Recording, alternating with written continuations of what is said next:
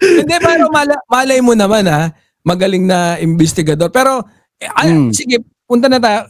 I-ano na lang din natin, i-topic natin ng konti pa.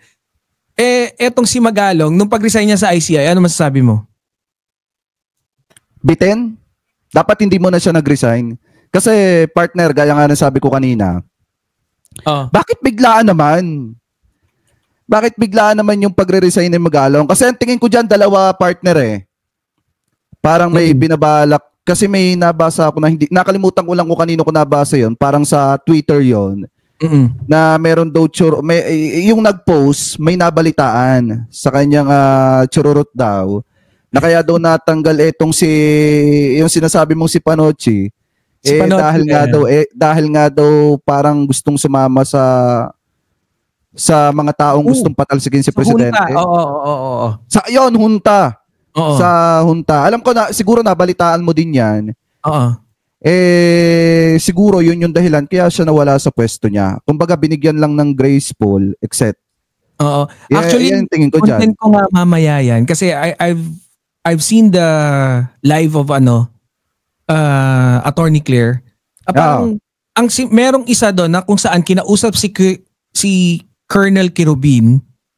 Nagsalita si Colonel Kirubin, parang lumalabas doon base sa analisasyon nung sa live kanina is that parang ang pagkakasabi is eto daw si Magalong ang kumumbinsi pa kay Mayor Kirubin na umaklas. Para sumama. Para sumama sa... Diba? Ganun yung datingan. Yan ba tol yung yung napapabalitang coup? Oo, yan yun. So, dapat nangyayari noong September 21 kaso hindi natuloy. Correct. Kasi nabisto. Ang lumabas lang noon that time is parang yung idea is ine-entertain ni Magalong. Pero eventually, may mga lumalabas nga na parang posible or may probability, no? Hindi naman confirm, baka si Magalong pa nagplano. Kaya nga, 'di ba? Kaya para sa akin partner kung nag-resign siya, halimbawa, dalawa yung scenario dito. Kung tinanggal siya, dapat lang tanggalin siya. Ngayon, kung nag-resign naman siya, dapat hindi ka nag-resign. Dapat inimbestigahan mo muna si Bongo. Correct. Kasi sa parting yan, partner, ako gigil na gigil. Ipakita mo naman sa taong bayan na makabayan ka, hindi maka-Duterte ka. Dapat ang ginawa mo, bago ka sana nag-resign, kung nag-resign ka man, dapat inimbestigahan mo muna yung CLTG, yung joint venture nila ng mga diskaya. Para nang sa gano'n naman, makita ng taong bayan na makamasa ka talaga.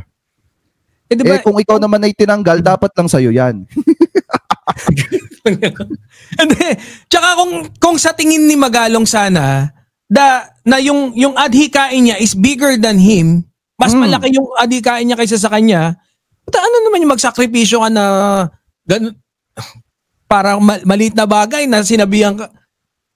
Pinalaki niya yung yung conference daw na medyo maanumalya para. Meron ba naman press conference na maanumalya na set up ba yun na sabi siguro ni Attorney Claire dun sa magtatanong, itanong nyo sa akin tanungin nyo.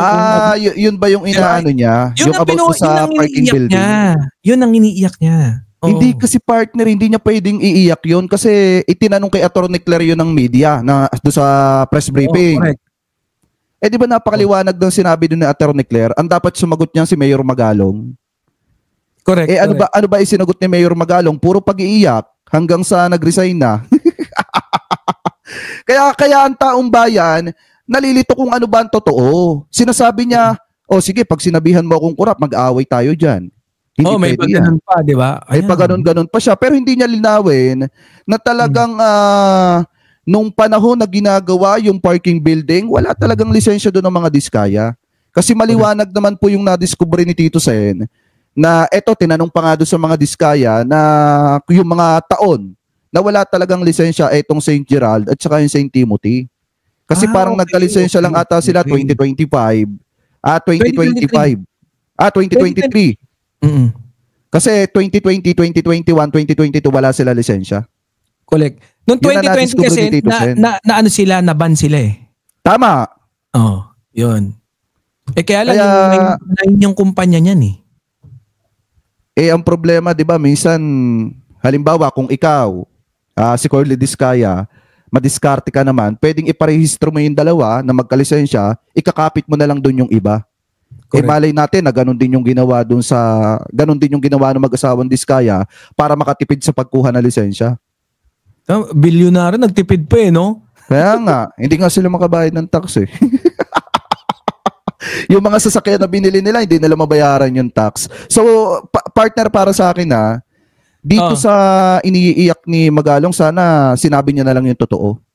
Na meron talagang nagkamali sila nung ibinigay nila yung proyekto doon sa mga Diskaya at hindi niya na-imbestigahan. Pwede naman niya sabihin yun Hindi yung sasabihin niya na kapag sinabihan siyang kurap, magagalit siya. Medyo, sa pagkakakilala ko, medyo ma-proud Ma-proud talaga si si Magalong. Yung pride niya, iba.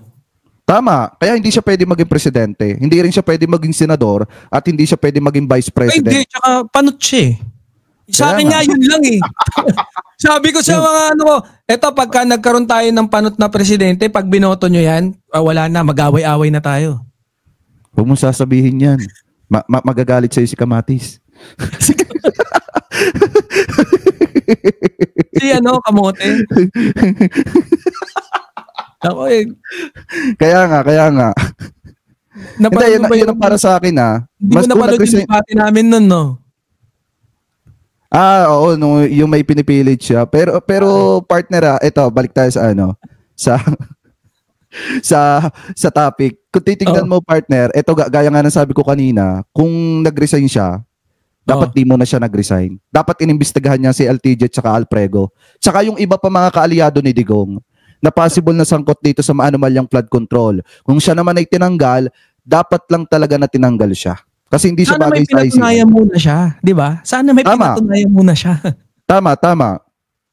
Kasi sabi nga ni former Senator Trillanes, nung mga panahon na na may mga rakneting dyan, hindi siya nagsasalita siya ng kung ano-ano na may anomalya daw doon. Nung naging advisor na siya ng ICI, hindi naman ata niya naibigay yung mga pangalan nung mga inirereklamo niya about to sa mga sangkot sa rakneting dyan sa may Tuba Benguet. Di ba? Magkakaalaman kasi parang kasi itinatanong na ngayon kung nagbigay ba talaga siya ng pangalan. Kaya nga. Mga susunod na araw, malalaman natin yan. Kaya nga, partner. Yun lang naman para sa akin. Sige. Talagang kada topic iba ka talaga. Ito, tol. Eto rito, basahin ko ulit dating gawin. Okay. Sabi rito, palpak kaya bagsak. Jingoy Estrada, Joel Villanueva land at the bottom of Pulse Asia survey. Sabi dito, Senator Jingoy Estrada and Joel Villanueva, Joel is Lord na lang. With the lowest approval rating among 17 senators rated in the latest Pulse